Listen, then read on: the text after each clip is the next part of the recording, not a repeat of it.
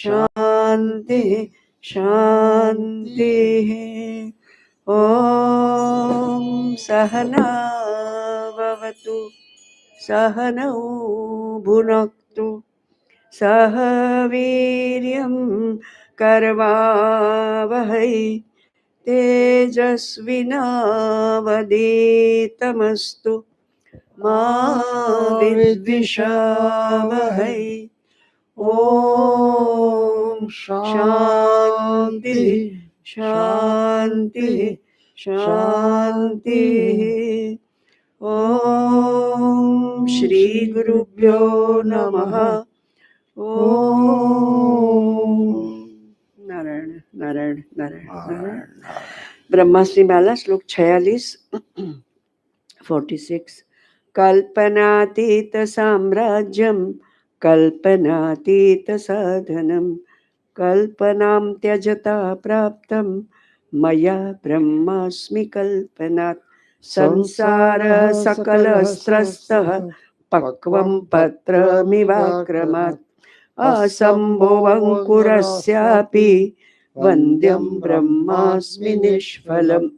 गान्धर्वे पुरमुत्सन्ने कामे हानि प्रजायते तथास्मदीय संसारे स्थाणु ब्रह्मास्मि सर्वथा।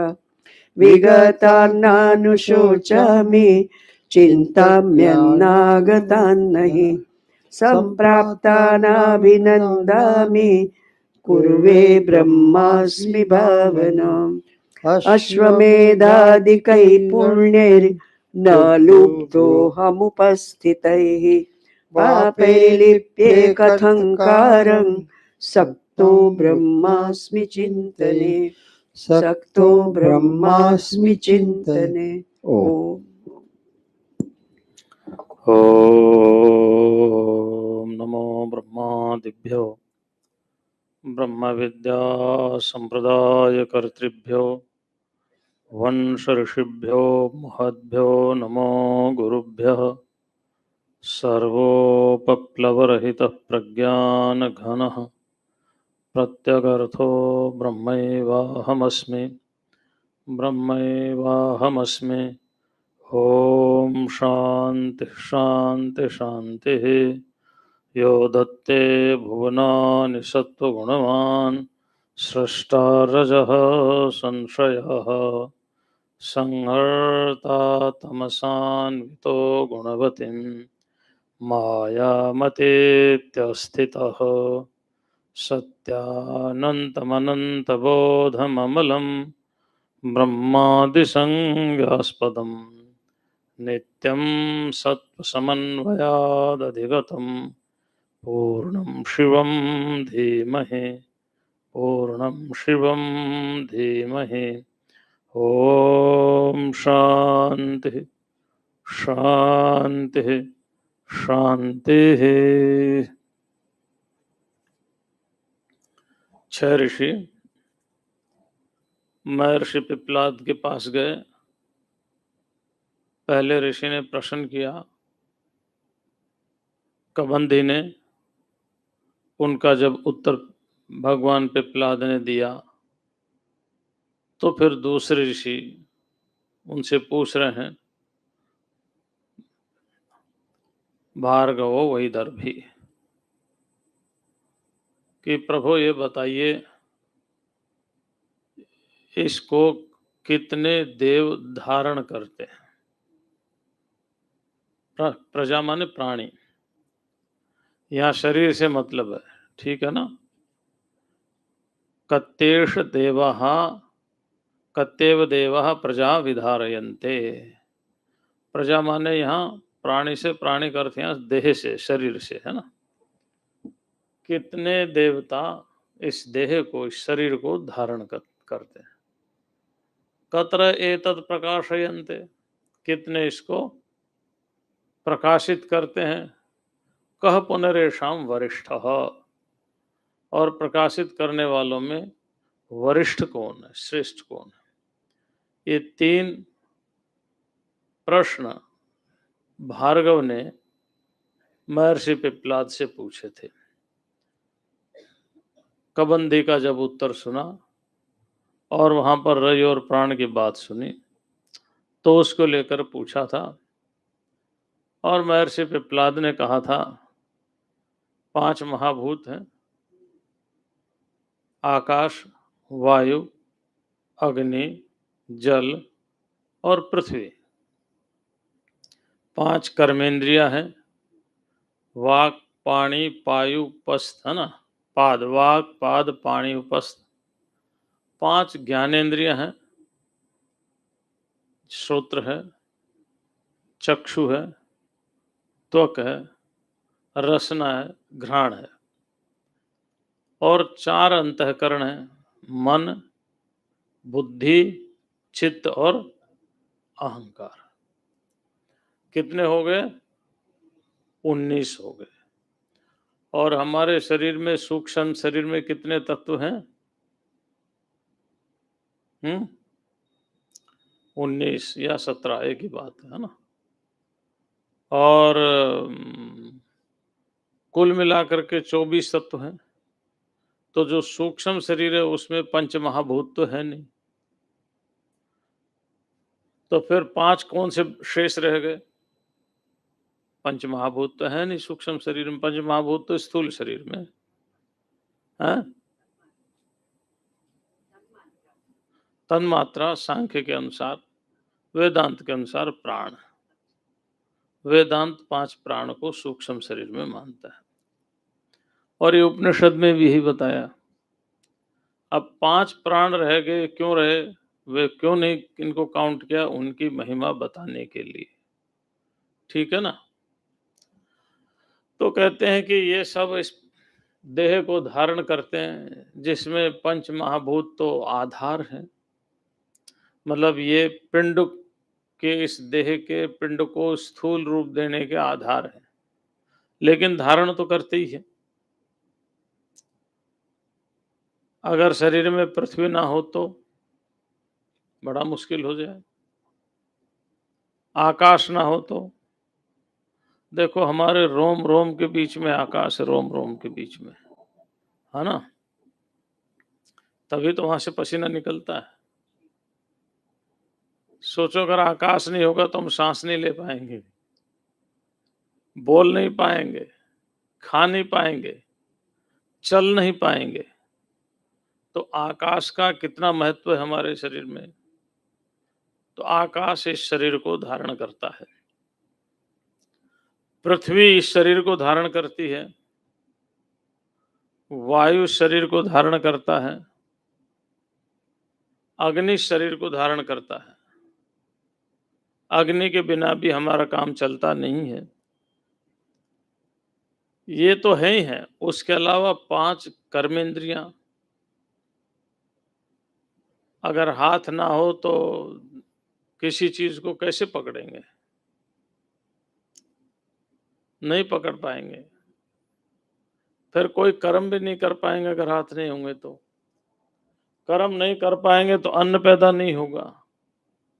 अन्न तो हाथ से कर्म करेंगे तो ही होगा। कर्म नहीं कर पाएंगे तो यज्ञ भी नहीं कर पाएंगे, क्योंकि उसकी सामग्री एकत्रित करने के लिए हाथ की जरूरत रहेगी। तो हाथ, मतलब कर्मेंद्रियों में हस्त, हाथ भी इस शरीर को धारण करते हैं, पैर भी धारण करते हैं। पैर नहीं होंगे तो फिर चलना फिरना ही नहीं रहेगा। वो पैर कहते हैं कि इतने भारी शरीर को लेकर के मैं ही तो चल रहा हूं, है ना। इतना भारी शरीर है, इसको लेकर मैं ही तो चल रहा हूं।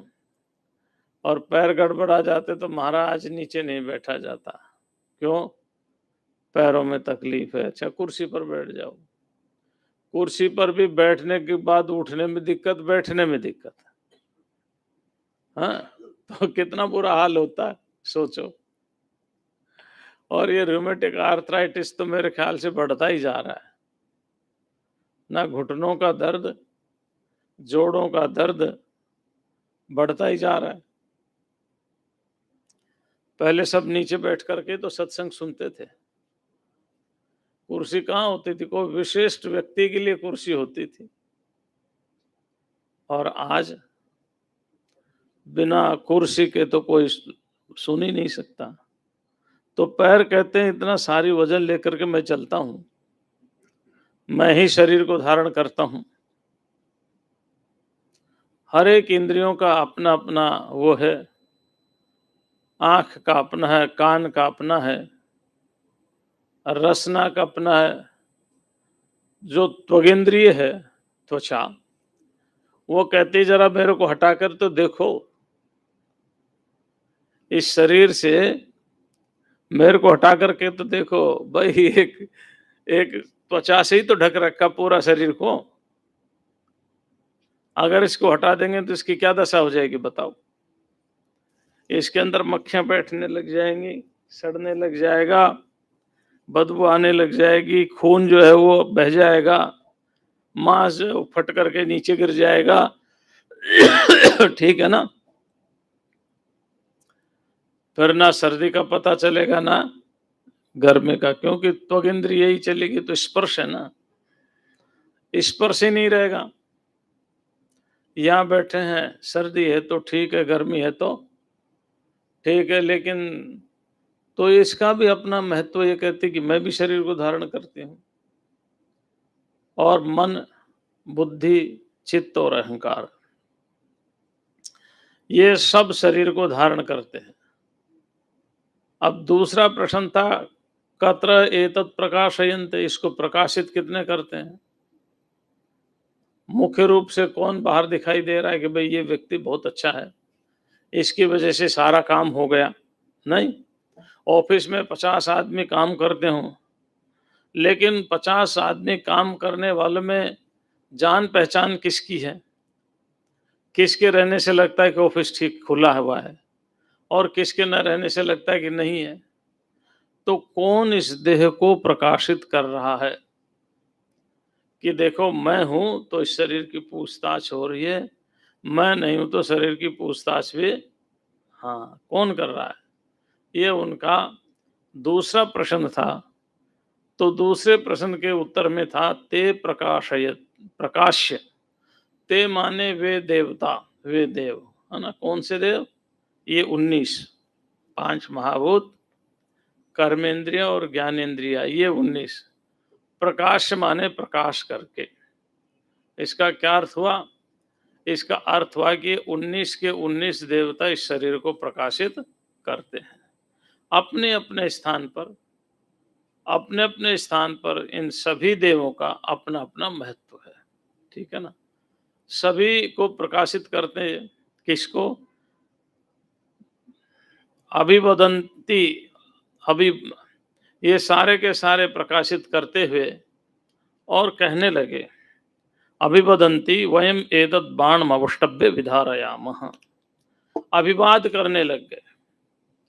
अभिवाद माने समझो कि आख्यायिका है, और आख्यायिका ऐसी कि एक जैसे लिविंग बीइंग्स होते हैं ना, वो आपस में अपनी अपनी प्रशंसा करते हैं। अरे देखो, अगर मैं आइडिया नहीं देता तो वो काम नहीं हो पाता। दूसरा कहता है, अरे उसका आयोजन तो मैंने ही किया था। ठीक है ना? तीसरा कहता है, तेरे को सलाह तो मैंने ही दी थी, मैं सलाह नहीं देता तो ये काम नहीं होता। आपस में अपनी महत्ता प्रकट करने लग गए, है ना? वो कहता है मेरे बिना शरीर नहीं, एक ने कहा मेरे बिना देह नहीं, एक ने कहा मेरे बिना देह। सब अपनी महिमा। नेत्र ने कहा, अगर मैं ना हूं, ना आपको अच्छा पता चल सकता, ना आपको बुरा पता चल सकता। मैं सौंदर्य बोध कराती हूं, मैं तुम्हें रास्ता दिखाती हूं, मैं तो तुम्हें सही रास्ते पर लेके जाती हूँ, नहीं तो खड्डे में गिर जाओ। और मैं तुम्हें वेदांत भी मैं ही पढ़ाती हूँ, नहीं तो अगर आंख नहीं होगी तो पढ़ नहीं पाएंगे। हालांकि ब्रेल लिपि चल गई, ब्रेल लिपि, लेकिन ब्रेल लिपि से अभी इतना वो नहीं हुआ नहीं इतना, फिर भी चल गई, थोड़ा काम तो चला ही लेते हैं। तो इसलिए नेत्र ने कहा कि नहीं, मेरी वजह से तुम सब हो। कान ने कहा नहीं, मेरी वजह से हो तुम सब, मैं ही तो तुम्हें मंत्र सुनाने का मैं ही आता हूं, मेरे द्वारा ही श्रवण होता है, वेदांत भी मेरे द्वारा ही श्रवण होता है। अरे सारा व्यवहार मेरे से ही तो पता चलता है, अगर मैं ना हूं तो कौन किसको क्या कहेगा क्या नहीं कहेगा क्या पता चलेगा। ठीक है ना। वो कहते हैं कि दो बहरे थे, बहरे बूढ़े बहरे, तो एक बहरा बाजार से आया था, बैंगन ले रखा था हाथ में, तो दूसरा बहरा भी उधर से आ रहा था, उसने पूछा ठीक हो, वो कहता है बैंगन लाए, बैंगन है बैंगन। उसने कहा बच्चे ठीक है, बोले सबका भरता बना के खाऊंगा।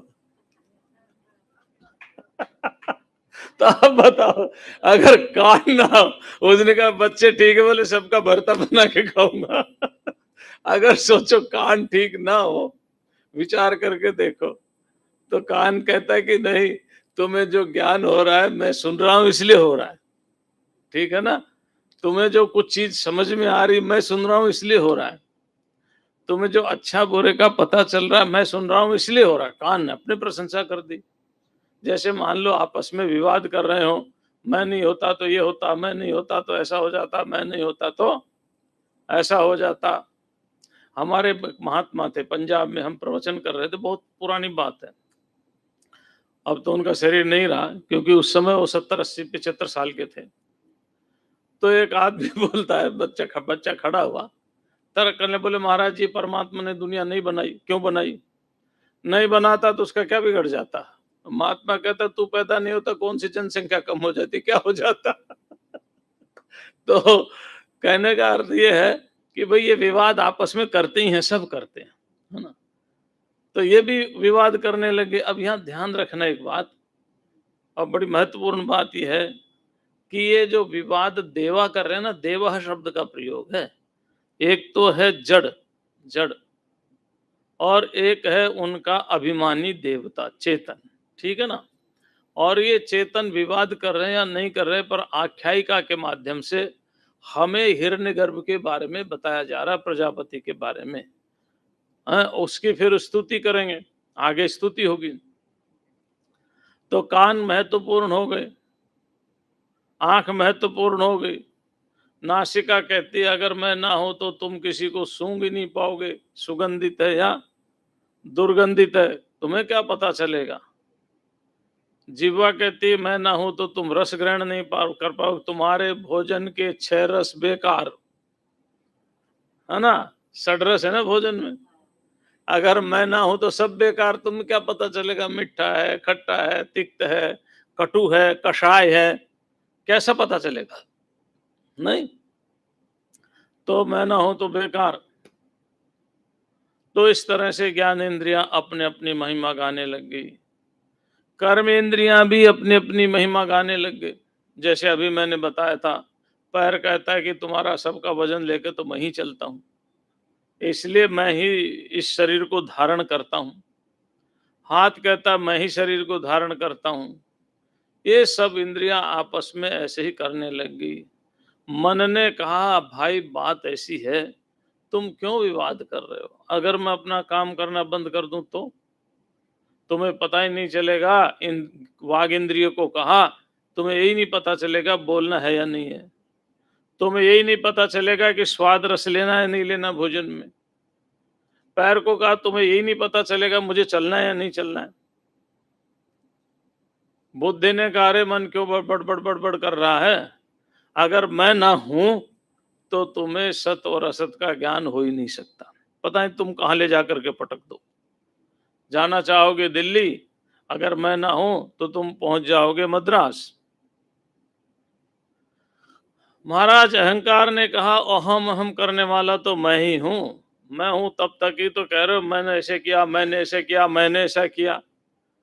अगर मैं ना होते मैं कौन करेगा भाई।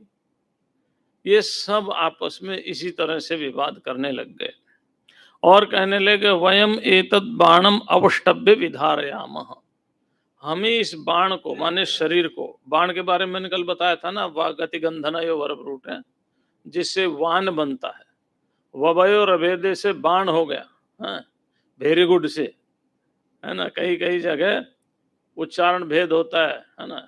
जैसे यज्ञ को जग बोलते हैं, यजुर्वेद को जजुर्वेद बोलते हैं ना।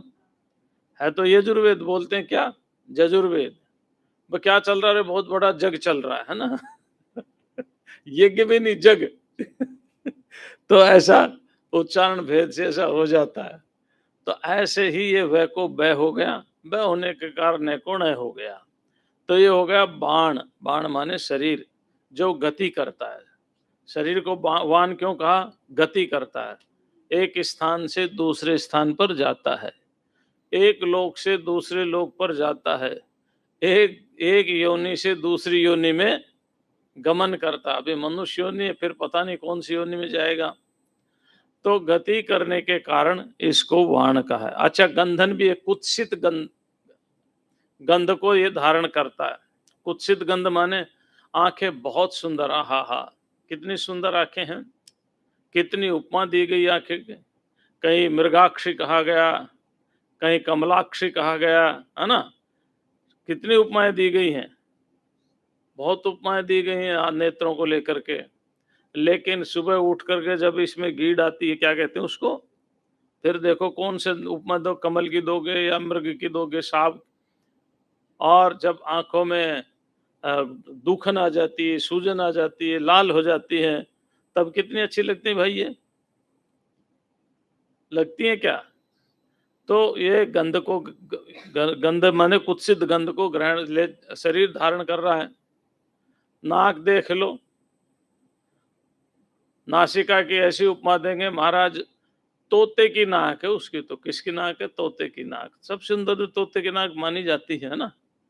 और इसी नाक में जुकाम हो जाए तो कौन से सुगंधित द्रव्य निकलते हैं।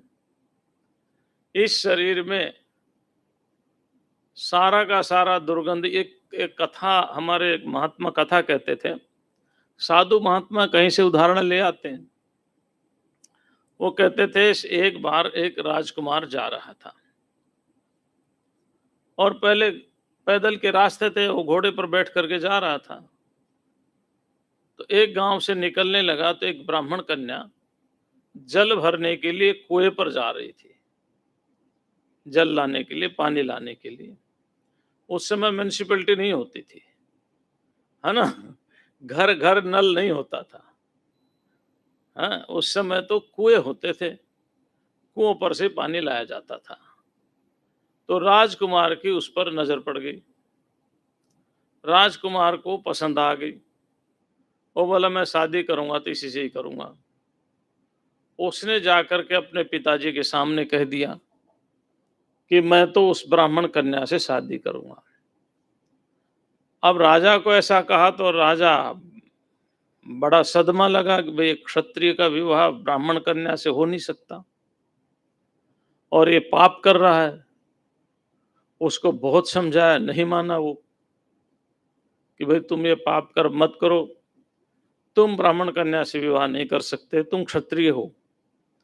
नहीं माना तो राजा भी मोह के कारण वशीभूत हो गया। उसने ब्राह्मण कन्या जो थी उसके पिता को समाचार पहुंचा दिया। अब पिता चिंता हो गई, समाज में मेरे को क्या कहेंगे। आज की तरह समाज नहीं था कि लिव इन में रहो, एक को पकड़ो दूसरे को छोड़ो, दूसरे को पकड़ो तीसरे को छोड़ो, ऐसा समाज नहीं था उस समय, आज की तरह नहीं था। ब्राह्मण को चिंता हो गई, वो सूखने लगा। तो एक दिन लड़की ने पूछ लिया, पिताजी क्या चिंता है।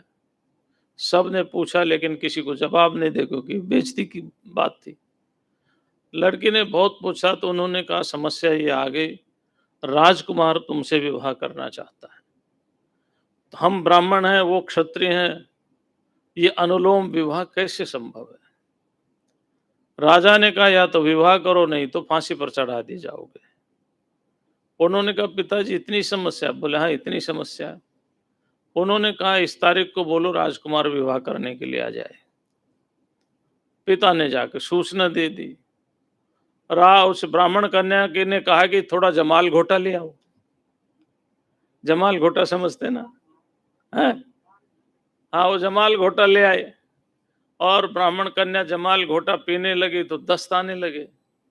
वो सारा का सारा गंदगी मटकों में रखती चली गई, और 10 दिन में तो काली पड़ गई, आंखें बाहर निकल गई, मुंह उसका सड़ने लग गया, शरीर सड़ने लग गया, बुरा हाल हो गया।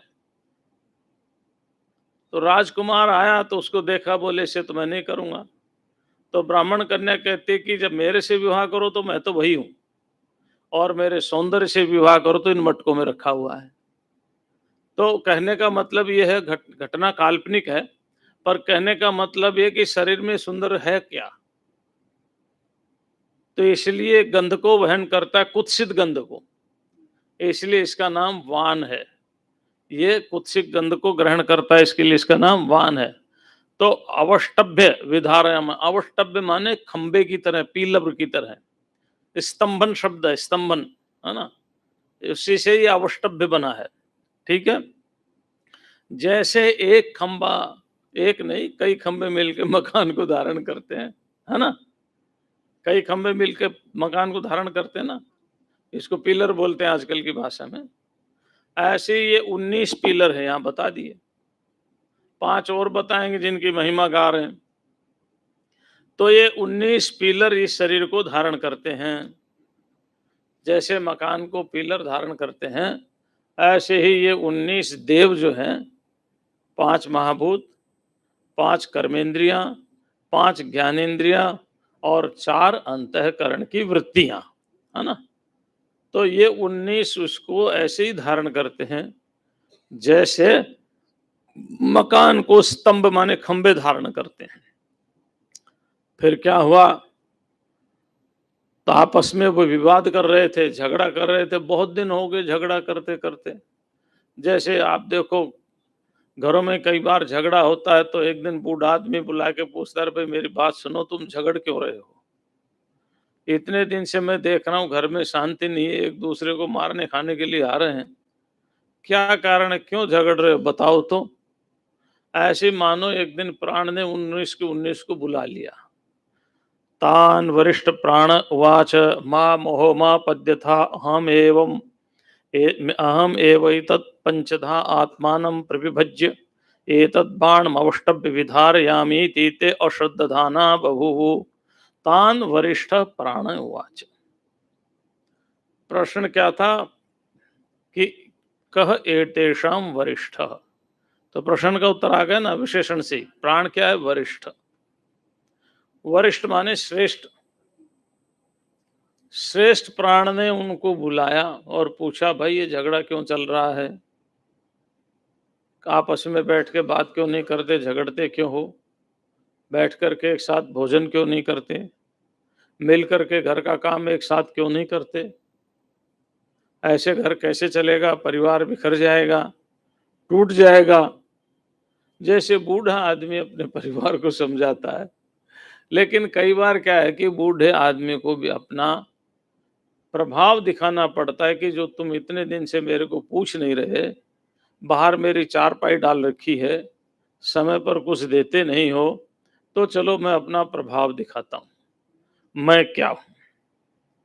तो कई बार अभिमान से नहीं, समझाने के लिए भी प्रभाव दिखाया जाता है कि देखो मैं क्या हूं। तो इसमें लिखा है, तान वरिष्ठ प्राणवाच, उस वरिष्ठ प्राण ने उनको कहा, मां मोहम आपद्यथा, अरे मोह को प्राप्त मत हो। ये तुम्हें जो विचित्रता आई है, वैचित्यता आई है कि मैं धारण कर रहा हूं, मैं धारण कर रहा हूं, ये तुम्हारा मोह है, मोह है। बूढ़ा आदमी बोला, बूढ़ा घर का सदस्य, तुम ये कह रहे हो कि ये मैंने इतना अन्न पैदा किया, पहले तो अन्न ही होता था ना, इतना मैंने अन्न पैदा किया, इतना मैंने अन्न पैदा किया, आज ये जमीन खेती जो मेरे नाम से मैं आज अगर दान कर दूंगा, तुम किस में पैदा करोगे, क्यों विवाद कर रहे हो भाई, किस लिए विवाद करना है, विवाद मत करो। और देखो, अगर पहले काम कर दिया जाता है तो हमने एक सूचना थी, पढ़ी थी समाचार में, एक बाप ने अपने बेटे के नाम से 15,000 करोड़ या 12,000 करोड़ रुपए कर दिए, है ना? अब वो कोर्ट में केस कर रहा है कि मुझे रहने को जगह चाहिए, खाने को रोटी चाहिए, बाप। ये तो बहुत प्रसिद्ध है, जेके टायर्स वालों की घटना है ना? और कलकत्ता में उनका बंगलो देखो तो, और इतना लंबा चौड़ा, बहुत लंबा चौड़ा है। ये हम अपने कलकत्ता में प्रवचन में बोल दिया। जब प्रवचन में बोला, वो भी नगर सेठ थे कलकत्ता के, वो आके कहते, बोले महाराज ये मत बोलो। मैंने कहा क्यों? बोले मेरे ही जीजाजी हैं वो। तो कहने का मतलब ये है, हम तो दूसरे हिसाब से बोल रहे थे उस समय, वैराग्य को लेकर के, लेकिन कहने का मतलब है अगर वो 15,000 करोड़ या 12,000 करोड़ अपने बेटे के नाम नहीं करता तो उसकी वैल्यू बनी रहती ना। तो इसने, प्राण ने उनको बुलाया और कहा कि भाई मां मोहम आपद्य था, मोह को प्राप्त मत हो, डोंट बी डिल्यूडेड, मोह को प्राप्त मत हो।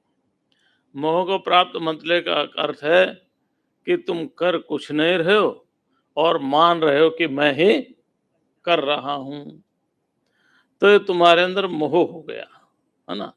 तुम्हारा चित्त भ्रमित हो गया, तुम्हारी बुद्धि भ्रमित हो गई है। अपनी बुद्धि को भ्रमित मत करो। अहम एव एतम पंच, अहम एवैतम एवैतत एतत् पंचधा आत्मानं प्रविभज्य। एतत् माने इसको, मैं ही इसको अपने आप 5 भागों में विभक्त करके मैं ही इस शरीर को धारण कर रहा हूं। देखो, अब आंख यदि कहे कि मैं 2 भागों में, तो आंख के गोलक 2 हैं, लेकिन इंद्रिय एक ही है। ठीक है ना? ऐसा नहीं है कि ये एक, ये आंख, ये आंख देखने में 2 है, बाहर की दृष्टि से गोलक 2 हैं, लेकिन इंद्रिय एक है। नासिका के 2 दिखाई देते हैं, लेकिन इंद्रिय एक है। घ्राण इंद्रिय एक ही है, नेत्र इंद्रिय देखने की शक्ति एक ही है। ये तो सब एक ही है, 2 दिखाई देते हैं, लेकिन मैं 5 भागों में अपने आप को विभक्त करके इस शरीर को धारण करता हूं। कौन से वो 5 भाग? प्राण, अपान, समान, उदान और व्यान। मुख्य है प्राण। अगर प्राण ना हो, बंधु ये फोन यहां मत देखो मेरे सामने, या तो बाहर बैठ के देखे आओ। हाँ, युग है, युग धर्म है। तो 5 प्राण है, मुख्य प्राण है। और आपने देखा होगा कि हमारे शरीर कई बार सूख जाता तो बोलते हैं यहाँ प्राण का संचार बंद हो गया, बोल देते ना। पेड़ सूख जाते हैं क्योंकि उस शाखा में प्राण का संचार बंद हो गया, सूख जाते हैं। तो 5 भागों में विभक्त किया। प्राण मुख्य प्राण है जो प्रमुख है। रक्त का संचार परिभ्रमण कर रहा है, वो भी प्राण के माध्यम से हो रहा है। जो हम भोजन कर रहे हैं वो पच रहा है, वो भी प्राण के माध्यम से ही भोजन हमारा पच रहा है। ये 5 प्राण की 5 वृत्तियां और 5 उप प्राण है। 5 उप प्राण है, नाग, कुर्म, कृकल, देवदत्त और धनंजय, 5 उप प्राण है ना? लेकिन ये 5 प्राण है, अगर देखो तो पूरे शरीर में यही 5 प्राण है। जब ऊर्ध्वगमन करता आदमी, यहां से प्राण निकलते हो, वो एक प्राण है। उदान वायु एक प्राण है। तो ये प्राण ही शरीर में प्रवेश करके 5 भागों में विभक्त होकर के पूरे, अच्छा खाएंगे पिएंगे तो पेट में जाएगा, पेट में जाकर के जो अग्नि है वो तो पैर भी चाहिए, पैर में भी चाहिए ना, वो कैसे जाएगी? खाए पिए का अन्न का रस पूरे शरीर में प्राण ही लेकर के जाता है, पूरे शरीर में। जैसे मान लो आप चूल्हे में अग्नि जलाएं और पतीला उस पर रख दें पानी भर करके, तो अग्नि पानी के एक एक कण को गर्म कर देती है। यानी पानी अग्नि के एक एक कण में गई हुई है। ऐसे ही ये प्राण शरीर के एक एक अंग में खाए पिए अन्न का रस भी पहुंचाता है, अग्नि भी पहुंचाता है। तो कहते हैं तुम मोह को मत प्राप्त हो, मैंने ही अपने आप को 5 भागों में विभक्त होकर के धारण कर रखा है इस शरीर को। क्यों चिंता करते हो, क्यों विवाद करते हो? शांति से इस घर में रहो और जो तुम्हें प्राप्त होता है उसको खाओ पियो, मौज करो, मेहनत करो, परिश्रम करो। नहीं, क्यों? मेहनत करो, परिश्रम करो, अपना अपना कर्म करो। मैं बैठा हूं ना, तुम्हें चिंता करने की क्या जरूरत है? इसलिए मैं ही धारण करता हूं 5 भागों में विभक्त होकर के। ते अश्रद्धाना बभू, वो श्रद्धा रहित हो गए, इस इनकी बात उनको जची नहीं। श्रद्धा का मतलब आस्तिक बुद्धि, अश्रद्धा का मतलब नास्तिक बुद्धि। यहाँ आस्तिक नास्तिक बुद्धि से अर्थ नहीं है, यह है विश्वास से। उनको उन पर विश्वास ही नहीं हुआ। कैसे प्राण धारण करता भाई? तो इंद्रिय ने कहा, रे प्राण क्यों फालतू बोलते हो? अगर मैं हट जाऊं तो तुम कहीं भी संचार नहीं कर सकते। पैर कहने लगे, क्यों बोलते हो? अगर मैं आना जाना बंद कर दूं तो तुम्हें कुछ मिलने वाला नहीं, तुम यहीं बंद हो जाओगे, चुप हो जाओगे। हर एक इंद्रियों ने अपनी अपनी, हर एक देवों ने अपनी अपनी महिमा का गुणगान करना प्रकट कर दिया और उन पर विश्वास नहीं किया। भला विश्वास करते भी कैसे? देखो, नेत्र इंद्रिय है, इनका पता चलता है कि रूप को देख रही है, पता चलता ना। प्राण का पता चलता है क्या? आ रहा है, जा रहा है, कुछ गति कर रहा है, कुछ कर रहा है, चल रहा है। तो लोगों को जो नीम का पत्थर वो कहाँ दिखाई देता है? नहीं दिखाई देता ना। लोगों को तो ये दिखाई देता बस ये बाहर जो प्रकट हो रहा है ना, यही सब कुछ है। लेकिन उसके पीछे भी उसको शक्ति देने वाला कोई और है, ये दिखाई नहीं देता। बाहर ही दिखाई देता है, ठीक है, बोले पैर धारण करते हैं, आते हैं जाते हैं। भाई प्राण तुम कहाँ जा रहे हो? हमें तो पता चलता नहीं तुम क्या करते हो, क्या नहीं करते हो। तो फिर जब उन्होंने श्रद्धा नहीं हुई, आस्तिक की बुद्धि हो गया। आस्तिक मतलब विश्वास। यहाँ क्या है?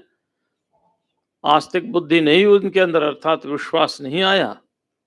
तो फिर क्या हुआ कि प्राण ने कहा, भाई मुझे अब अपनी महिमा प्रकट करनी ही पड़ेगी। सो अभिमाना दूर्धुम उत्क्रमत इव तस्मिन् उत्क्रामत्यथेतरे सर्व एवोत्क्रामन्ते तस्मिश्च प्रतिष्ठाने सर्व एव प्रातिष्ठन्ते तद्यथा मक्षिका मधुरकर राजानम उत्क्रामन्तम सर्वा एवोत्क्रामन्ते तस्मिश्च प्रतिष्ठाने सर्वा एव प्रातिष्ठन्त एवं वांग मनश्चक्षु श्रोत्रम च ते प्रीता प्राणम स्तुवन्ति। फिर प्राण ने भी किया एक लीला रच दी। प्राण ने, जैसे बड़ा आदमी दंड तो देता है, लेकिन इतना दंड नहीं देता कि वो मरी जाए। माँ बच्चे को तो पीटती है, मरने का मतलब ज्यादा चोट पहुंचे, है ना। माँ बच्चे को तो पीटती है, लेकिन इतना पीटती है वो काम भी बन जाए और उसको चोट भी ना लगे, ज्यादा गहराई से भी ना लगे। तो ये बड़े लोगों का काम है। और जो क्षुद्र लोग हैं वो प्राणदंड ही दे देते हैं। ये क्षुद्र लोगों का काम है। लेकिन जो सबको धारण करके चलते हैं, एक परिवार में एक बड़ा आदमी, अभी तो कोई बड़ा नहीं रहा, सब अपने अपने बड़े हो गए, लेकिन जब परिवार पूरा एक साथ रहता था, ठीक है ना? तो उस समय जो सबसे बड़ा होता था उसको बहुत कुछ सहन करना पड़ता था। क्योंकि घर में कुछ नुकसान हो गया तो भी उसी के नाम आता था। 2 लड़ पड़े तो एक कहता था ये इसको कुछ नहीं कहता था, वो कहता है इसको सिर ने इसने इसको सिर पर चढ़ा रखा है। वो बेचारा सबकी सुनता था। लेकिन किसके लिए? घर एक बना रहे, यूनिटी बना रहे, फैमिली कंबाइंड बनी रहे, सबकी सुनता था। ऐसे प्राण इन सबकी सुनता रहा। लेकिन पानी जब सिर से ऊपर चला जाता है तो फिर कुछ तो करना ही पड़ता है ना? हाँ, तो कुछ तो करना ही पड़ता है। सो अभिमानात, अभिमान से, या अभिमान का मतलब अहंकार से नहीं है, या अभिमान का मतलब है उनको शिक्षा देने के लिए, ठीक है ना? ऊर्ध्वम उत्क्रमत इव, प्राण ऊपर उठने लगा, अभी उठा नहीं है, अभी उसने सोचा ही है कि चलो हमें इस शरीर से निकल जाए। आपको मालूम होगा एक आख्यायिका है ना? और आख्यायिका ऐसा है कि एक बार सारे देवताओं ने विवाद किया, मैं बड़ा हूं, जैसे यहाँ है। तो वहां उपनिषद में दूसरे तरह की इसी की व्याख्या है। प्राणों की उपनिषद में बहुत कथाएं, बहुत महिमाएं। तो उन्होंने कहा हम नहीं रहेंगे तो क्या होगा? तो फिर नेत्र ने कहा कि चलो मैं निकल के देखता हूं इस देह से। नेत्र उस देह से निकल गया, 1 साल रहा बाहर। 1 वर्ष घूम करके आया तो देखा है तो जीवित है। जैसे अंधा व्यक्ति अपना जीवन जीता है, ऐसे ये भी अपना जीवन जी रहा है, मौज में है। तो नेत्र इंद्रिय का अभिमान खत्म हो गया। उसके बाद कान ने विचार किया, कर्णेंद्रिय ने, चलो मैं निकलता हूं, मेरे बिना कैसे जिएंगे, देखता हूं। बड़ा अभिमान था, वो भी इस देह से निकल गया। उपनिषद में कथा है। जब वो निकल गया तो 1 साल वो भी बाहर रहा। 1 साल बाहर हुआ तो आकर के देखा, रे ये तो जीवित है, इनका तो कुछ नहीं बिगड़ा। जैसे बहरा व्यक्ति अपना जीवन चलाता है वैसे जीवन जी रहे, आराम से जी रहे, कोई दिक्कत ही नहीं, समस्या ही नहीं, कोई समस्या नहीं भी। महाराज इस तरह से सारी इंद्रियां निकल करके गई। लेकिन जैसे ही जाने लगी, प्राण ने कहा भाई अब मैं भी निकलता हूं। राम राम सत्य बोल दिया। देखो, उन इंद्रियों को कहा तुम 1-1 साल बाहर रह आए, अब मैं भी 1 साल बाहर रह आता हूं। जैसे वो बाहर निकलने लगे, ओ हो, सारी इंद्रियां कांप उठी, सारे देवता कांप उठ गए। कहा तुम रहो, तुम ही न ज्येष्ठ, तुम ही न श्रेष्ठ, हम में तुम ही सबसे बड़े हो, तुम्हारी महिमा परंपार है। तो ऐसे ही ऊर्ध्वम उत्क्रामत इव, इव माने जैसे ही, इव माने जैसे ये ऊपर उठने लगे तो महाराज जैसे आंधी के आते पेड़ उखड़ उखड़ करके गिर जाते हैं। आपने आंधी पता नहीं प्रत्यक्ष देखी नहीं देखी, टीवी में तो देखी होगी, है ना? आंधी का सामना हुआ है नहीं हुआ कभी?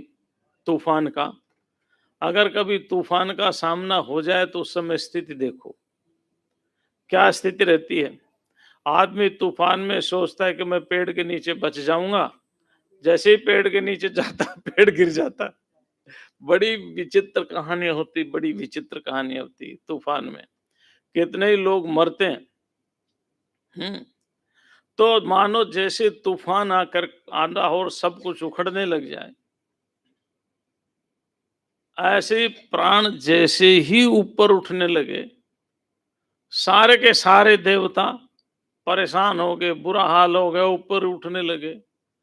प्राण नीचे बैठ गए तो सारे के सारे बैठ गए। अब प्राण ने सोचा इनको थोड़ा ढंग से ही शिक्षा दे देता हूं। तो कभी तो प्राण ऊपर उठते हैं, कभी बैठते हैं, कभी ऊपर उठते हैं, कभी हा मानो एक्सरसाइज करवा दी सारी देवताओं की। सारी देवताओं की एक्सरसाइज करवा दी। अच्छा विचार करके देखो, हमारे यहाँ उपनिषद में कथा आती है, छांदोग्य उपनिषद में। छांदोग्य उपनिषद में कथा ऐसी आती, एक बार एक शिष्य गुरुजी के पास गए और कहने लगे, महाराज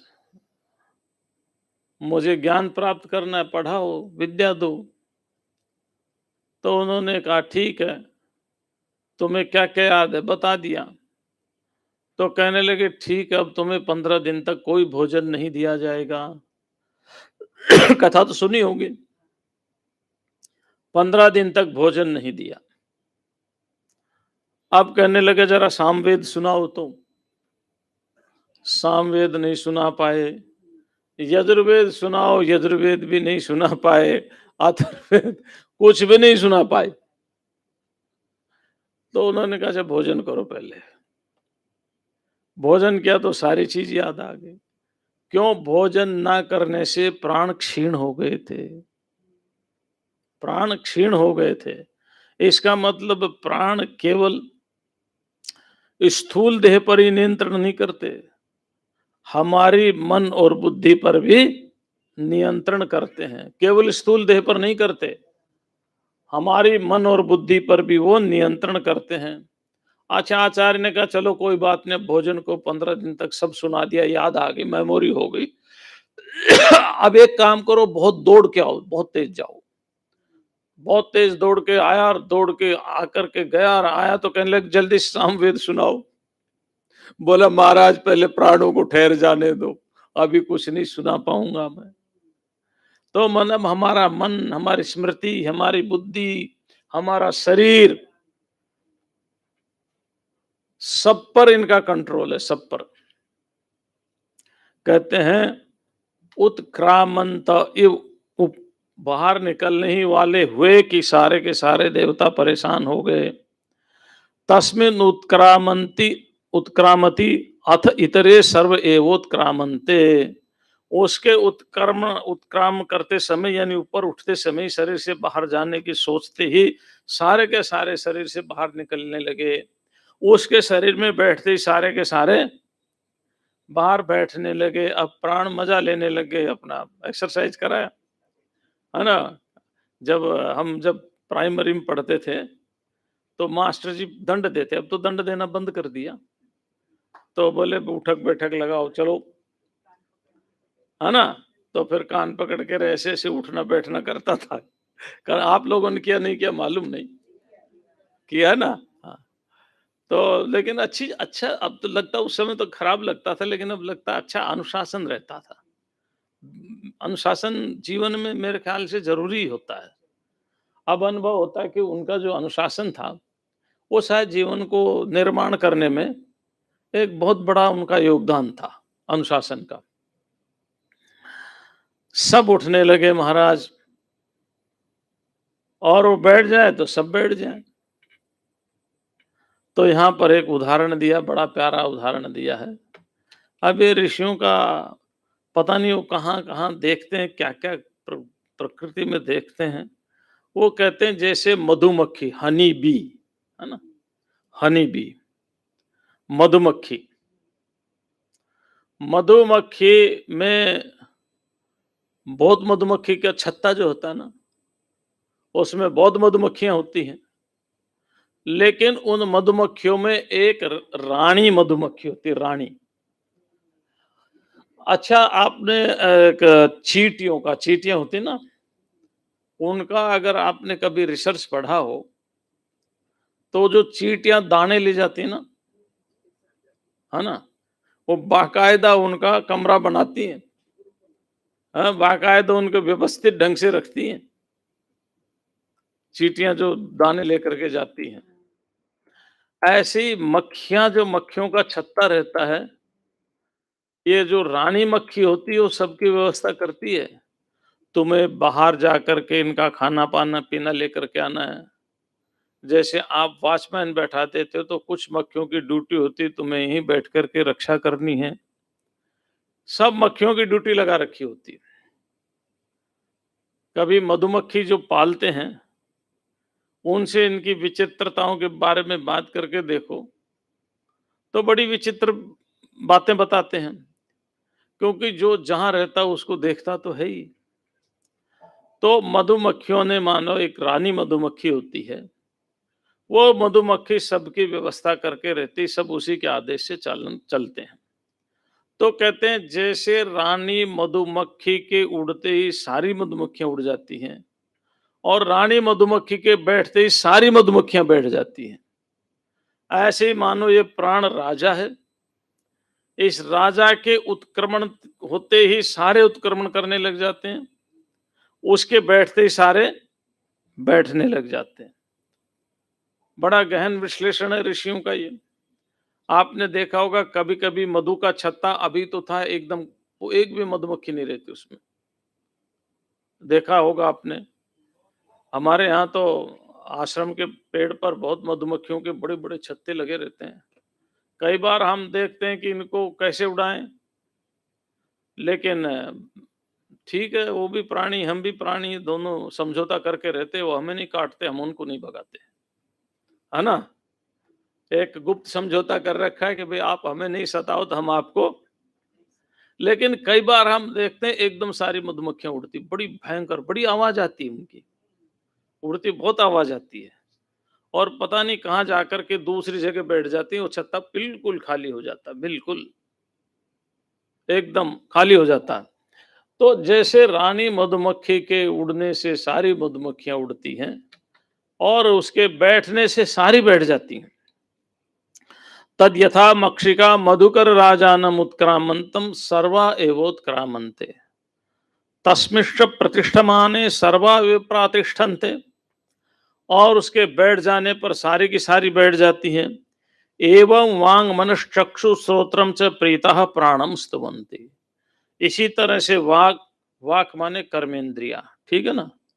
मनः, मन माने अंतःकरण। चक्षु श्रोत्र, चक्षु और श्रोत्र दोनों ज्ञानेन्द्रिय के लक्षण है। भाई पंच महाभूतों को क्यों नया नाम दिया यहाँ पर? पंच महाभूत तो पहले भी काउंट किए थे ना, इसलिए नाम नहीं दिया क्योंकि वो शरीर का निर्माण है। ये निर्मित शरीर में, पिंडीभूत शरीर में ये देवता रहते हैं, ठीक है। पिंडीभूत शरीर में ये देवता रहते हैं, उनका भी शरीर धारण करने का अपना योगदान है। पंच महाभूतों का भी अपना योगदान है, क्योंकि आधार तो पंच महाभूत ही दिए है ना। पंच महाभूतों के द्वारा दिए हुए आधार में ही तो ये और इंद्रियां रह रही हैं और देवता रह रहे हैं। तो वे सारे के सारे कर्मेंद्रियां, ज्ञानेन्द्रियां और अंतःकरण।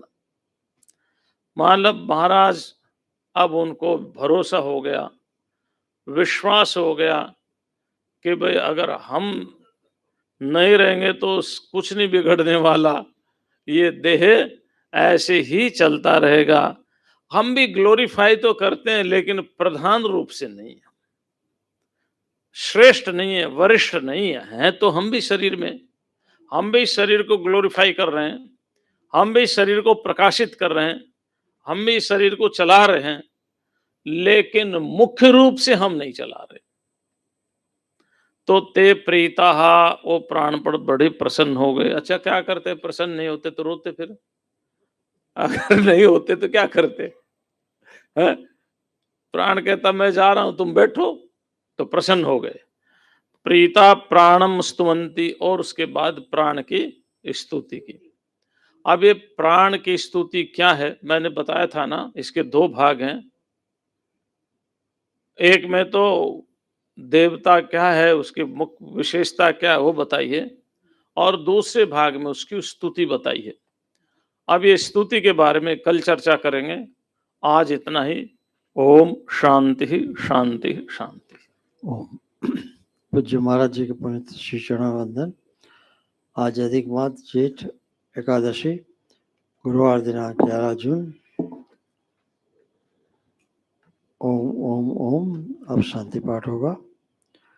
ओम पूर्णमदः पूर्णमिदं पूर्णात् पूर्णमुदच्यते पूर्णस्य पूर्णमादाय पूर्ण पूर्णमेवावशिष्यते। ओम शांति शांति शांति। ओम श्री गुरुभ्यो नमः। ओम।